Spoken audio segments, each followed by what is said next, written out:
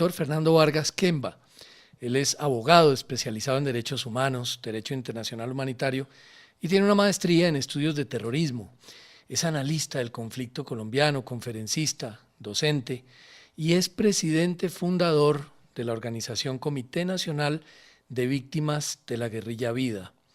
Nuevamente le damos un cordial saludo, doctor Fernando Vargas. ¿Cómo está usted? Muchas gracias, doctor Sierra. Maravillado con estar en este programa de nuevo. Muchas gracias por la invitación y mi saludo muy respetuoso también a la doctora Rocío que está presente. Gracias, Fernando, muy amable. Sí, doctor Fernando Vargas, es para nosotros un gusto también tenerlo nuevamente aquí en este programa para comentar para nuestros oyentes la situación del país, que pues bueno, la actualidad siempre nos trae noticias y expectativas, como por ejemplo una noticia que ya lleva un par de semanas. En primer lugar de las noticias tiene que ver pues con el tema del narcotráfico, el tema de las FARC y el tema de la Justicia Especial para la Paz. ¿No le parece a usted que ha sido muy lento, digamos, la reacción que esperaba el pueblo colombiano por parte de esta justicia frente a la situación de alias Jesús Santrich? Y además de eso, como si no hubiera la preparación necesaria. ¿O qué pasa ahí? ¿Qué sucede? Doctor Carlos, la verdad es que no podemos salirnos del contexto de la situación de lo que es la JEP. La JEP es un instrumento, el Tribunal de Justicia, creado en el sistema de justicia transicional. Es un instrumento creado no para aplicar justicia, sino para perdonar, justificando en unos fallos transicionales los crímenes de las FARC. Y de paso, seguramente condenar a las fuerzas militares. Quisieron llevar a los civiles también allí a que respondieran por las acusaciones, pero eso el Congreso lo trabó en la legislatura pasada. De manera que la JEP es eso. Esto es la JEP. El pueblo colombiano va a entender lo que es la JEP ahora con el proceso de la captura y extradición de Santrich, cuando vean que la JEP no va a producir los resultados que el pueblo colombiano espera de la extradición de este señor, de este narcotraficante, con la velocidad que esperan y con los resultados que esperan. De manera que la JEP le responde, el tribunal de la JEP le responde a su creador, que fueron las FARC. Las FARC lo crean el tribunal de la JEP en los pactos, en los acuerdos de paz con Santos, con el presidente Santos. De manera que no solo la crea en los acuerdos, ese tribunal, sino que le da las funciones en los acuerdos, la misma FARC desde La Habana. Y no solo eso, sino que crean la comisión de escogencia, que son 3 extranjeros y 2 colombianos afines a las FARC, de izquierda abierta, totalmente de izquierda, que fueron los encargados de elegir, seleccionar y nombrar a los magistrados de la JEP. Entonces no nos llevemos a engaños con esto. La JEP no está hecha para aplicar justicia independiente ni imparcial. La JEP está hecha para aplicar la impunidad de las FARC en los procesos, y ahora vamos a ver en este proceso de extradición que ha asumido el estudio de la JEP preferentemente por encima de la Corte Suprema, y la Corte Suprema aceptó ese trámite así, de manera que de aquí en adelante lo que vamos a ver es seguramente un proceso dilatado, largo, demorado, que va a sobrepasar estas elecciones y va a quedar esa decisión en el siguiente gobierno. Que fueron los mismos 5 quienes escogieron a los miembros de la Comisión de la Verdad. Por supuesto. Que es algo que va muy de la mano con este tema de la justicia especial. Pero ese es un tema que usted ha venido advirtiendo desde hace mucho tiempo. Sí, son 2 tribunales que montó las FARC en el proceso de negociación. Las FARC montan su ley de amnistía para protegerse y montan 2 tribunales para procesar a sus enemigos. En el Tribunal de Justicia y Paz, la JEP, van a condenar y a hacerle la vida imposible a las fuerzas militares, y pensaron llevar a los civiles, pero el Congreso no les lo permitió, pero seguramente van a llevar a los civiles a responder en la Comisión de la Verdad. Y desde allí van a montar todo el tinglado jurídico para que de la Comisión de la Verdad los civiles no pasen a la JEP, pero sí pasen a la justicia ordinaria. Y además se escribe la historia. Por supuesto, y la escriben a su antojo, a su manera. Mire, yo tengo una frase que ilustra qué es la JEP. ¿Y qué es la CEP? Pues ambos son creaciones de los acuerdos de las FARC y tienen los mismos nominadores, los mismos 3 izquierdistas internacionales y los 2 colombianos de izquierda también. De manera que el Partido Comunista, lo hemos dicho en este programa y lo hemos dicho en los libros y lo hemos repetido en las conferencias que hemos dictado, el Partido Comunista crea las FARC y las FARC crean la JEP. Esa es la relación que hay. De manera que no esperemos de la JEP resultados para los cuales no está hecha. Pero, doctor Fernando, ¿qué lógica tiene para, digamos, el ciudadano normal que haya toda una corte dedicada a estudiar si efectivamente abril y junio del 2017 son fechas posteriores a diciembre? O sea, hay que hacer un estudio con 50 y tantos magistrados para definir eso. Sí, eso es lo que la Corte Suprema debió haber reclamado inicialmente. Decir que ellos son competentes para analizar ese fenómeno y decidir si son o no son competentes mirando esa fecha. Pero decidieron dejar que la JEP se declarara o no competente y la JEP asumió preferentemente el asunto de Santrich y seguramente van a demorarse 3 o 4 meses para decidir si los hechos ocurrieron después de la firma del acuerdo o antes de la firma del acuerdo para mirar su competencia o no. De todas maneras, seguramente van a pelear la competencia por distintas formas de interpretación de la ley.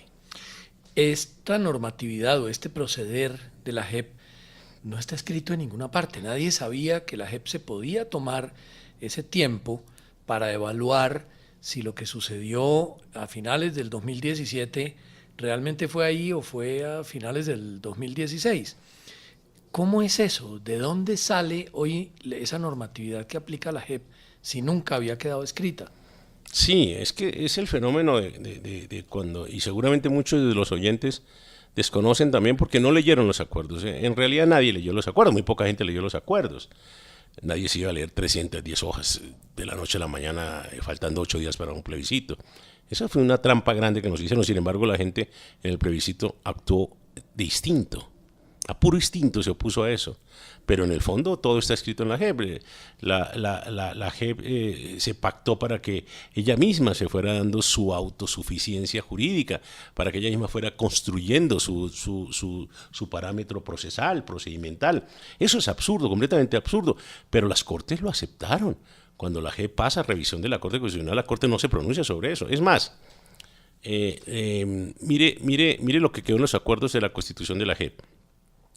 Este caso, por ejemplo, que podría decir que es un conflicto de competencia no declarado, este caso, entre la justicia ordinaria, o sea, la Corte Suprema y el Tribunal de la JEP, sobre el caso de Santrich, debería haberse tramitado por Consejo Superior de la Judicatura. Pero los acuerdos dicen que en conflictos de competencia por hechos cometidos por el conflicto armado son el que dirime el conflicto de competencia en la JEP. Mire usted, se quedaron con el conflicto de competencia, como se habían quedado con la tutela o como se quedaron con la tutela. La Corte avisó por un aviso en la revisión que le está haciendo al sistema, a la JEP, al acto legislativo número 1, que iba a devolver la competencia del conflicto de competencias a la Consejo Superior de la Judicatura y que no iba a aceptar que fuera el tribunal de cierre de la tutela, la JEP, sino que seguía siendo la Corte Constitucional. Pero lo avisó, pero no ha salido el fallo. De manera que mientras no salga el fallo, se sigue aplicando lo que es el acto legislativo y en ese sentido es competente la Justicia Especial, la JEP, para dirimir estas cosas. Es evidente que las FARC, o por lo menos pues muchos de los miembros de las FARC, han estado muy vinculados al tema del narcotráfico, a pesar de que lo niegan permanentemente. Tenemos en redes sociales muchísimas grabaciones y videos incluso de los principales líderes de ese grupo de las FARC, repitiendo insistentemente que es que nosotros no estamos vinculados al narcotráfico y que eso es una falacia, y que es una mentira y que eso son calumnias y que definitivamente nosotros no somos narcotraficantes. Sin embargo, pues a pesar de que lo repiten y lo repiten y lo repiten, pues yo creo que eso es con el fin de que la gente termine, después de oír una mentira 1000 veces, pues pensando en que puede ser verdad. Hoy en día, ¿qué vemos? Que ya la plática del narcotráfico, que inicialmente era para comprar pertrechos, según argumentan las FARC eternamente, pues hoy ya no hay pertrechos, ni botas, ni armamento, ni munición que comprar. Entonces, lo que uno puede concluir es que están solamente traqueteando. ¿Esa es la percepción que usted tiene también? ¿O? Sí, ellos siempre han estado... Mire, doctor Carlos, La historia del narcotráfico en Colombia comienza con las FARC y sigue con las FARC. Desde el comienzo, cuando se conoció aquí los primeros sembrados de cocaína, de coca en Colombia, de amapola en Colombia, pero comencemos con la coca en la década del 70. Fueron los frentes guerrilleros los que concentraban esos territorios y la seguridad de esos territorios, y por eso todos los narcos de la época, desde el mexicano, Pablo Escobar y todos los demás narcos, tenían que negociar con las FARC los cultivos y los rendimientos y los intereses que cobraban de esos cultivos. Las FARC luego pierden un poco la hegemonía en la década del 80 cuando aparece el paramilitarismo y un sector del narcotráfico se distancia de las FARC por problemas internos, un sector de narcotráfico encabezado por Rodríguez Gacha, y se crea un paramilitarismo fuerte que le disputa sectores de narcotráfico a las FARC. Allí el país se parte en dos partes, en dos sectores de narcotráfico, unos con las FARC y los otros con las autodefensas, con los paramilitares. Hoy, ¿qué tenemos? Hoy tenemos que, desmovilizados los paramilitares, las FARC tienen el control completo del narcotráfico en Colombia. Las FARC. Si las quieren llamar disidencias, díganles como quieran, pero es la misma cosa. O sea, es la trampa más grande que le hicieron a Colombia, fue este proceso de desmovilización, donde sencillamente unos pocos pasaron a ocupar cargos y otros van a ocupar cargos de alcaldías y diputaciones y concejales. Pero el grueso de las FARC está en armas y está en las regiones y está narcotraficando. Ahora, que las FARC hayan negado siempre que son narcotraficantes, pero doctor Carlos, el acuerdo de paz y el principio y la ley de amnistía los delata, porque si no son narcotraficantes, ¿por qué tienen que volver conexo el delito de narcotráfico al delito de rebelión? O sea, ¿por qué tienen que tapar su narcotráfico con un delito político? Ellos siempre han sido maestros de la mentira, ellos han negado, siempre han dicho no somos narcotraficantes, no somos secuestradores, no somos violadores de niñas, no somos extorsionadores, no hemos desaparecido gente. Todo es un no para ellos. Ellos no han cometido un solo delito en Colombia, si les vamos a preguntar. Sí, es que precisamente a raíz de la captura de Santrich han circulado en redes sociales estos videos, y hay uno en particular de una entrevista que le hicieron en NTN 24 hace ya un tiempo, en donde Jesús Santrich afirma categóricamente que es mentira que ellos sean narcotraficantes y que, sí. No, que de pronto lo que pasa es que cobran unos impuestos a los... Sí. Pero realmente lo que aparece en las pruebas que vienen saliendo a la luz pública del caso de Santrich, no es que estén cobrando un impuesto realmente, la situación es completamente No, y distinta. esto no es nuevo, perdóneme, yo le recuerdo a usted un libro como fue El cartel de las FARC, un libro escrito hace 20 años, en donde se develaron todas las pruebas de narcotráfico en los frentes guerrilleros de las FARC. Eso se sabía, hay documentación de la Embajada de Estados Unidos, que desde aquí ustedes trabajaron también muchos informes de estos y que han publicado en sus libros también, en donde el Departamento de Estado de los Estados Unidos llegaba a ser tan ingenuo, por no decir otra cosa, otra palabra, que decían que ellos sabían que habían unos frentes de las FARC en el narcotráfico, pero no todos, lo que quería decir que hay unos frentes muy sanos en la lucha política. Sí. Una estupidez de la embajada en su momento, fruto de cierta penetración que también tuvo la embajada política, de manera que, el Departamento de Estado, de manera que pero mire, le voy a decir algo como para sorprendernos, doctor Carlos y doctora Rocío. Voy a pensar mal, pero solo pensando mal es que podemos acertar de pronto. Hay unos precedentes históricos que a mí me preocupan mucho. Por ejemplo, la gente es muy joven y estos muchachos de hoy en día no se acuerdan del Palacio de Justicia. Muy bien, pero si hablamos de algo más reciente, tampoco se van a acordar.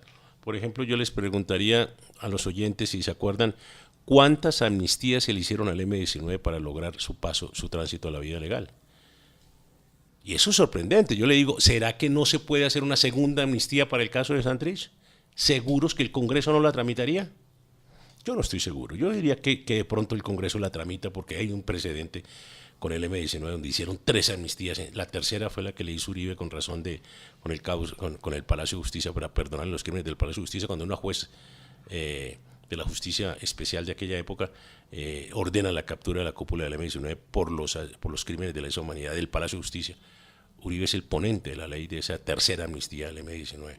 De manera que todo es posible aquí en este país para el perdón de estos criminales de izquierda, doctor. Sí. Pero precisamente, doctor Fernando, si uno mira digamos, el escenario completo para Santrich es muy conveniente, y para la JEP, que cualquier decisión que se tome antes de la entrega de la presidencia de Santos. O sea, ¿cómo van a jugársela para el próximo presidente sin tener todavía la certeza de quién va a ser el presidente? La JEP no va a solucionar nada antes de elecciones. A la JEP y a las FARC tampoco le conviene eso. Mire, aquí no le conviene a nadie soltar a Santrich por ahora, porque se polariza la campaña y seguramente lo que llaman el centro derecha ganaría muy sobradamente las elecciones. Así es que van a dejar esto quieto, van a dilatar la decisión, van a prolongar estos 3 meses a 4, y ya han pasado las 2 vueltas de la campaña y pero seguramente acuérdese que Santrich está en huelga de hambre. Entonces no creo que aguante los 3 meses sin comer. Conociendo a las FARC seguramente le meten hamburguesas a medianoche, eso no hay problema con ellos. Ese día con los tramposos que son, no hacen una huelga de hambre honesta nunca, pues. Todo esto se da precisamente en vísperas de ese proceso electoral para la presidencia de la República. ¿Cree usted que eso puede destrabar la situación que hoy se está viendo trancada en la JEP, y de pronto con la elección del nuevo presidente las cosas ya se muevan y evolucione la extradición de Santrich? ¿Qué piensa usted?